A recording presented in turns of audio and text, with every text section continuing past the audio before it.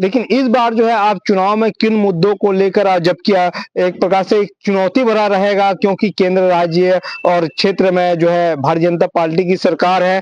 और जो हमारी प्रत्याशी है स्वर्णजीत कौर, उसके सामने जो भाजपा के प्रत्याशी हैं, निश्चित ही कमजोर हैं। जिस प्रकार से आपके वार्ड में हमने जहाँ तक घूमा तो सबसे ज्यादा समस्या ये आ रही है कि लोग ये बता रहे हैं कि आवाज की समस्या बहुत ज्यादा है, तो इसको लेकर आपका क्या कहना है? इस वक्त निकाय चुनाव को लेकर जो है सरगर्मी बढ़ती जा रही है। जैसे जैसे जो है नामांकन के साथ साथ नाम वापसी की आज जो है लास्ट तिथि है और इस प्रकार जो है वार्डों में भी अपना जो है सरगर्मी चुनावी जो है प्रत्याशी अपना काम मैदान में उतर चुके हैं और अपना प्रचार प्रसार में लगे हुए हैं। इस बीच हमारे साथ मौजूद है वार्ड नंबर 4 के प्रत्याशी, कांग्रेस से प्रत्याशी है संध्या राव जी, जिसे हम जानेंगे कि जो है शायद 2 या 3 बार से 2 बार से वार्ड पार्षद रहे हैं। अब इस बार भी जो है वार्ड पार्षद के रूप में अपना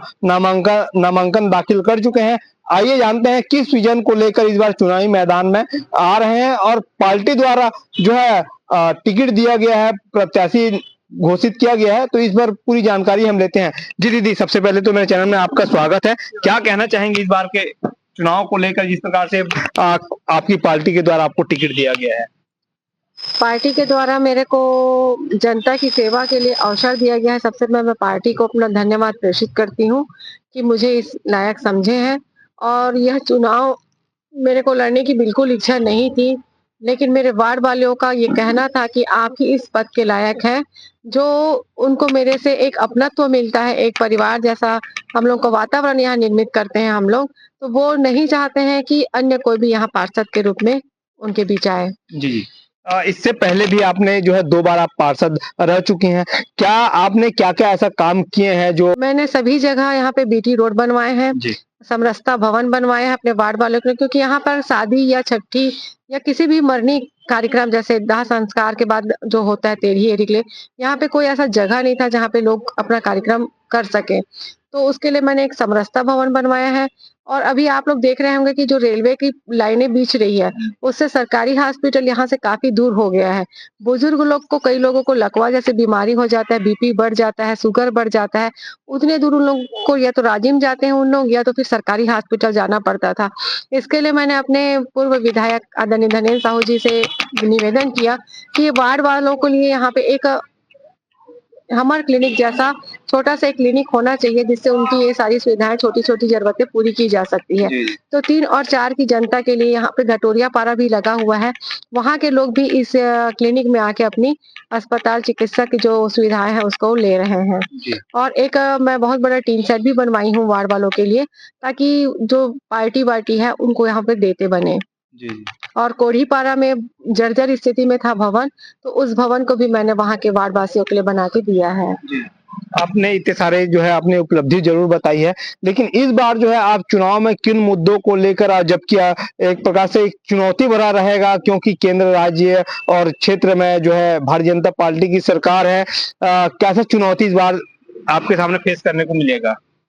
चुनौती यही रहेगी कि शासन हमारे, अगर कांग्रेस की यहाँ सत्ता आती है तो हमें परेशान अवश्य करेंगे उन लोग, लेकिन ऐसा सामंजस्य धीरे से बन जाता है। विकास कार्यों में हम अपना ताकत पूरा लगाएंगे, अपने नगर की जनता के लिए विकास कार्यों में कोई कमी नहीं आने देंगे। जी, जिस प्रकार से आपके वार्ड में हमने जहाँ तक घूमा तो सबसे ज्यादा समस्या ये आ रही है कि लोग ये बता रहे हैं कि आवाज की समस्या बहुत ज्यादा है, तो इसको लेकर आपका क्या कहना है? 15 साल तक हमारे जो लोग आवास वहीं रहे हैं, उनके पास आवास की सुविधाएं नहीं थी, उसका मुख्य कारण था उनके पास आवासीय पट्टा नहीं था। और जैसे भी 15 साल के बाद हमारी सरकार आई, कांग्रेस की सरकार जब आई, भूपेश सरकार जैसे ही आई है, अपने सत्ता में आई है, सभी आवासधारियों को आवास के लिए पट्टा वितरण किया गया है और सभी लोगों का हम लोग आवास का फॉर्म भरे हैं और उसको जमा किए हैं। किंतु जब से बीजेपी की सरकार सत्ता में आई है, तब से जिनका जिनका भी आवास का फॉर्म जमा किया गया था, उनसे आय प्रमाण पत्र मांग रही है, उनसे जाति प्रमाण पत्र मांग रही है, लेकिन इस टाइप की प्रक्रिया ग्रामीण क्षेत्रों में नहीं देखी जा रही है, जिससे उन्हें बहुत तकलीफ हो रहा है। क्योंकि वो एक छत जो चाहती थी कि हर इंसान चाहता है कि मेरा एक छत हो करके, उनकी भावनाओं को सरकार को समझना चाहिए कि वो कितने परेशान है मतलब घर इतनी जर्जर स्थिति में आ गई, लेकिन आवास के आस लगाए हम मेरे वार्ड के लोग बैठे हुए हैं और मेरे वार्ड के लोग नहीं, नगर के सारे लोग बैठे हुए हैं। तो सरकार को इस टाइप का उनको परेशान करने की योजनाओं को नहीं लाना चाहिए। जितना सरल तरीका से आप उनको आवास वितरित कर सकते हैं, उन पर पहल करनी चाहिए। जी। आपके वार्ड में जो है आप तो एक प्रत्याशी हुए, साथ ही आप कांग्रेस से हो गए, भाजपा से, और एक निर्दलीय प्रत्याशी। इन दो और प्रत्याशियों को, अपने प्रतिद्वंदियों को किस रूप में देखते हैं, कैसे आंकते हैं आप? मैं प्रतिद्वंदी किसी को नहीं समझती, ये स्थानीय चुनाव है, चुनाव के बाद सब एक हो जाते हैं।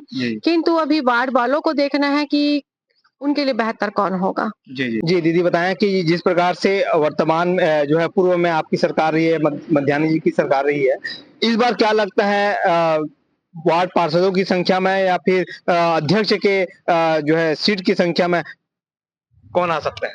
देखिए, जब भी नगरीय निकाय चुनाव होता है, तो जनता पार्टी नहीं देखती है, जनता वो इंसान को चुनती है जो योग्य होता है, जो काबिल होता है, जो हर समस्याओं को, हर सुख-दुख में खड़े योग्य होता है। ऐसी जनता के ऊपर वो अपना विश्वास जताती है। निश्चित ही हम जो कार्य अभी नगर पालिका के माध्यम से नगर के लिए करते आए हैं, और जो हमारी प्रत्याशी है स्वर्णजीत कौर, उसके सामने जो भाजपा के प्रत्याशी हैं, निश्चित ही कमजोर हैं। स्वर्णजीत भाभी का व्यवहार जो है उन एक ममतामयी माँ की जैसे है, एक बहन के जैसे है, और वो अपना परचम जरूर लहराएगी। जी। 21 वार्ड पार्षद हैं, क्या लगता है आप भी एक पार्षद प्रत्याशी हैं, कितने आपके आ सकते हैं?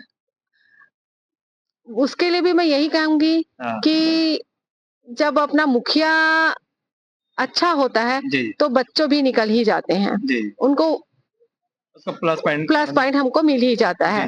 तो निश्चित है हमारी 21 की 21 वार्ड आए। एक आध दो वार्ड ऐसा हो सकता है कि कहीं किसी इंसान की छवि बहुत अच्छी होती है, तो एक आध दो वार्ड हम हार जाएं, लेकिन बाकी वार्डों में हम निकालेंगे। हमारी सत्ता बैठेगी। जी। ये थे हमारे साथ वार्ड क्रमांक 4 के कांग्रेस से प्रत्याशी संध्या राव जी। अब देखने वाली बात यह है कि वार्ड के मतदाता किसे अपना मत देकर अपना वार्ड मुखिया बनाती है, ये आने वाले समय में देखा जाएगा। धन्यवाद, मैं हूं नागेंद्र निषाद।